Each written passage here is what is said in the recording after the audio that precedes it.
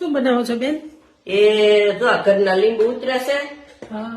પછી પીળા પીળા વીણી અને હારા ધોઈ નાખ્યા અને અથાણું કરું છું. આમ કરવાના.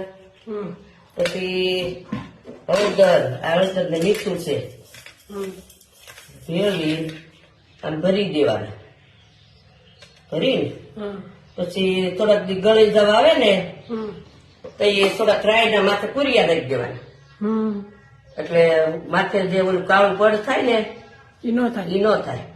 એવા જેવા પડ્યા રહી બહાર. આ બધા લીંબુ બગડી જવાનું કારણ એવું જ છે કા કઈ હા, માથે? એ બોળો ન નાખો, રાયના કુરિયા નાખ્યો ને એટલે નો કાંઈ થાય. હા. અઠવાડિયું ચો ગળી જવા આવ્યા છે, માથે રાયના કુરિયા નાખી દીધા, એક એક પથ્થર મૂકી દીધો છે. એટલે એટલે બધા કેમ બનાવ્યા? જો એક ડબલું બે ભાઈ એક એક ડબલું દેવું, એક બેન ને ડબલું દેવું, એક અમારે મેહુલ નું. પછી થોડોક બે લીંબુ નીચોઈ નાખવાના. એટલે મીઠું ગળી જાય તરત. હા, હા. મીઠું ગળી જાય. પછી દબાવીને જો પાણી ઓછું લાગે કે એવું બુડબુડા નથી થયા તો શેષ ગોળા ને થોડુંક પાણી નાખી દેવાનું. 4-5 દી કેળી. 4-5 દિવસ કેળે. હા.